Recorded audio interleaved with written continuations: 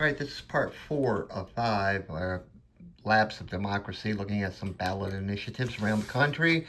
We're going to go out into the Mountain West now, starting in beautiful Colorado, and let's see what those fine folks are up to out there. Well, they want to levy a 6.5% excise tax on firearms and ammunition sales, dealers, manufacturers, vendors, whatever. Okay, excise taxes apply to what are they're known as sin taxes, and sin taxes are for things like alcohol, tobacco, pot, gambling, and so on and so forth.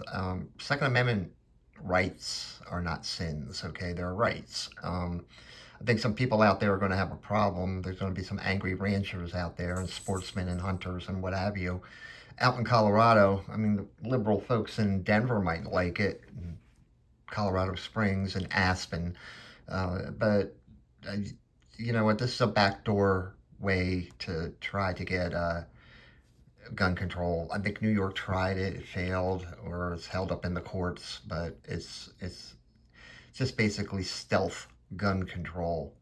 All right, prohibit trophy hunting for killing or wounding, pursuing, and trapping a mountain lion, bobcat, or a lynx. Okay, the lynx is already protected under the Endangered Species Act.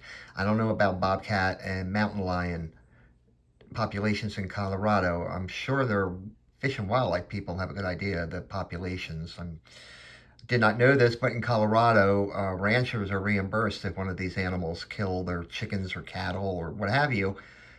And so they're, because the state is ultimately responsible for the animals. I don't know what a blanket ban is going to do.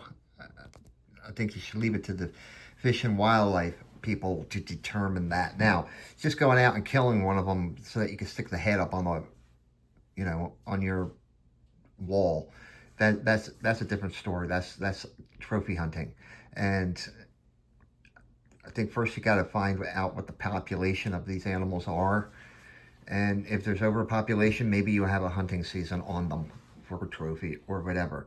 But an outright ban, you'd have to take in individual circumstances on it. Remove the provision of the state constitution. Only the union of one man and one woman shall be valid or recognized as a marriage in the state. All right, well, it's already legal, so they're just, they're catching up on a Supreme Court decision. It's doing some constitutional house cleaning. Uh, they're just updating their constitution to bring it in line with the Obergefell decision, which was very poetic, devoid of law, but very poetic. It's already legal, dude. So, remove the right to bail in cases of first-degree murder when the proof is evident or the presumption is great. I thought judges already had discretion in this area. I mean, the reasons for bail are to avoid flight risk or sometimes the heinousness of the crime. I mean, watch Law and Order. Sometimes they grant bail, sometimes they don't. I mean, maybe there's a case out there or cases out there in Colorado where some crazy guy who confessed to a killing was granted bail, got out and did it again. Maybe this is trying to take that discretion away from judges, but I think your problem is not denying people the right to bail. I think your problem is those judges out there. That seems kind of backwards. I thought in the United States you're innocent until proven guilty, not the other way around. This seems to be you're guilty, so we're going to deny you bail. Next up, create a right to abortion in the state constitution and repeal banning the use of public funds for abortion. No, absolutely not. No. If you want to pay for an abortion, have the fucking abortion. You know what? That's your business. No, it's everybody's business, but in an abstract thing. But my tax money should not pay for your abortion. Okay? You made a choice. Okay? Abortion is not a right. Abortion is a choice. It's in your name. Pro-choice. Okay? So live up to it's a choice, not a right. You don't have a right to choice. You have a choice, but you don't have a right to it. Now, I'm all for contraception, public funds for contraception, because that's one less abortion I have to worry about. One less woman killing a baby in the womb for whatever reason. And it's kind of funny, if Planned Parenthood was, if they take one of a little bit of their 1.1 or 1.8 billion dollars in revenue and put it toward abortions, paying for abortions, then whatever they want to do with that money, that's fine. You want to donate to them, go for it. You want to be a death merchant, complicit in murder, because I do consider it murder. If you want to be complicit in it, go for it. If your mind feels better because of it, whoopee for you. Okay, you're still complicit, but whoopee for you. But instead, what Planned Parenthood does is get $400 million, I think, or somewhere in that neighborhood, on reimbursements from Medicaid and Medicare. Now, Medicare is for older people, or I would assume in this case, if they're paying for abortions, the disabled. And I really don't want to picture disabled people having sex, let alone, an abortion and getting pregnant and all that kind of stuff. It's just yuck. All right. Moving on. Idaho. Very pretty, huh? Yeah. Ranked choice voting. They want to do ranked choice voting and this nonpartisan primary shit.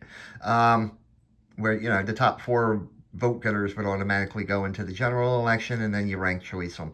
Ranked choice voting sucks. It's confusing. It sucks.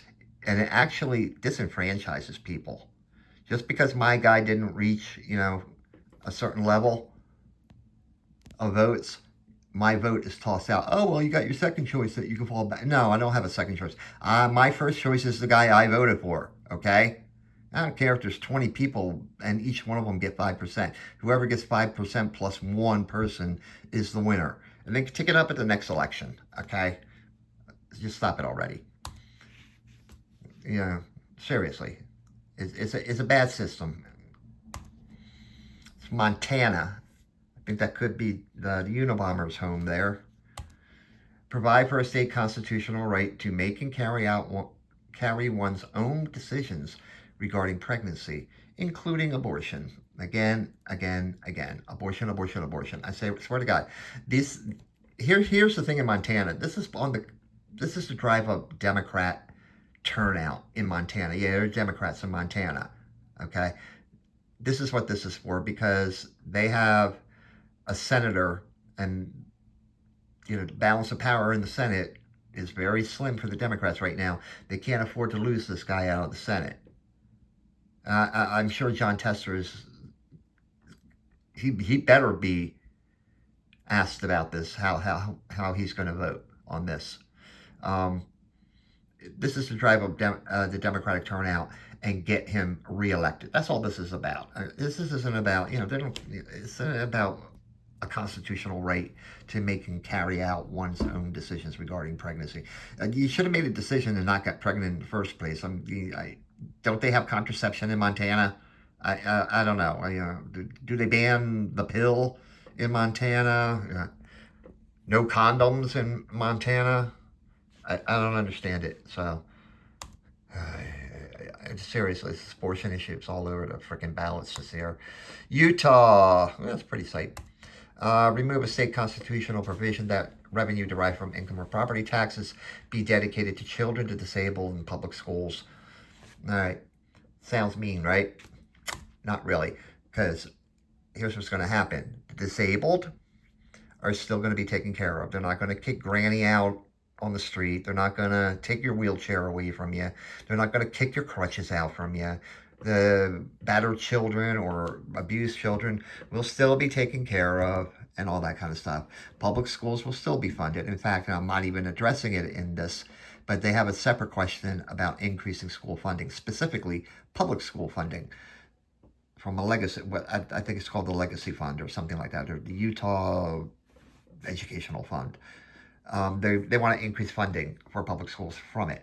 What it's doing, and I'm all for it, is it's removing a constitutional barrier that will allow the legislature to consider school choice and funding private, parochial, and charter education. So, of course, all the unions are against it, and that makes me support it even more. So, just saying, it's Wyoming now. This is Wyoming. Oh, look at the horses behind the mountains in the background. It looks like a pretty state. Not very populated, though. All right. They want to add residential real property as a separate class of property, and would also form a subclass of residential property known as owner-occupied residence.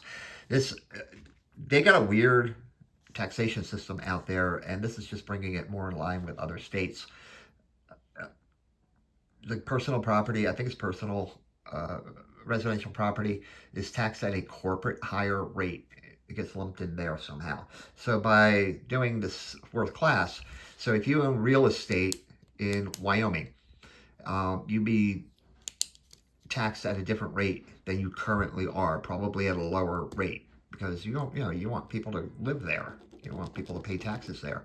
So that's what that would do. Now the subclass, the owner occupied primary residence. So let's just say you're in that new fourth class. You were paying 5% under the old rules. Maybe it's going to be 3% because they're encouraging property ownership, but they also want you to live there. So maybe that subclass would be taxed at 1.5%. So it's actually a good deal. You're getting out in Wyoming. So vote yes. All right. Tomorrow we're going to do the final part five, the labs of democracy, the Western states. I think it's got Washington down to Arizona and all the way out to Hawaii. And I hope to see you then. Thanks.